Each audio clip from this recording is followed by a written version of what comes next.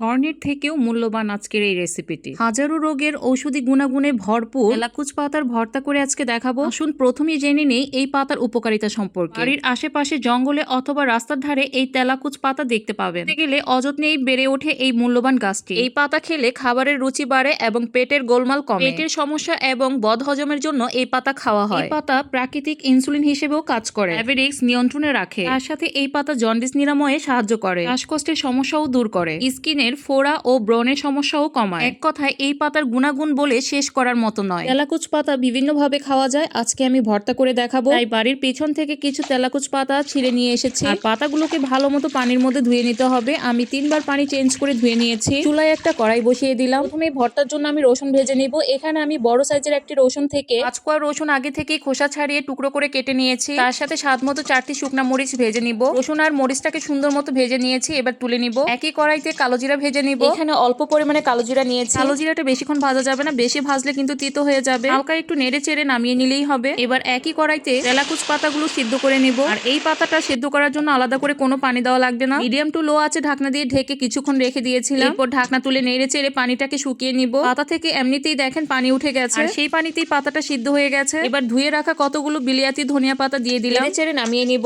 এবার এই ভর্তাটা শিলপাটায় বেটে নিব। প্রথমেই মরিচ আর স্বাদ মতো লবণ, ভেজে রাখা কালো জিরা একসাথে বেটে নিব। আমি ভাজা কালো জিরাটা আগে থেকে ধুয়ে নেইনি, কারণ কালো জিরাটা আগে থেকে ধুয়ে শুকিয়ে নেওয়া হয়েছিল। আপনাদের কালো জিরাতে যদি ময়লা থাকে তখন কালো জিরাটা তেলে পানিতে ধুয়ে নিবেন। মরিচ, লবণ আর কালো জিরাটাকে ভালো মতো গুঁড়ো করে নিয়েছি। এবার ভাজা রসুনটাও বেটে নিব। অনেকেই আছেন ভর্তায় কাঁচা রসুন ব্যবহার করেন, আমি তাদেরকে বলবো অবশ্যই ভর্তায় রসুন এইভাবে তেলে দিয়ে দেখবেন এটা কতটা মজার হয়ে থাকে। রসুনটা বেটে নেওয়ার পর করা পাতা আর ধনিয়া পাতাও বেটে নিতে হবে। একটা জিনিস নিশ্চয়ই খেয়াল করেছেন, আমি কিন্তু ধনিয়া পাতাটা খুব বেশি সিদ্ধ করিনি, হালকা একটু টেলে নিয়েছি। এতে করে ধনিয়া পাতার স্ট্রং ফ্লেভার পাওয়া যায়। ব্যাস, আমার ভর্তাটা তৈরি হয়ে গেল। এই ভর্তাটা এক কথায় আঙ্গুল চেটে পুটে খাওয়ার মতো একটা রেসিপি। অবশ্যই বাসায় একবার হলো ট্রাই করবেন।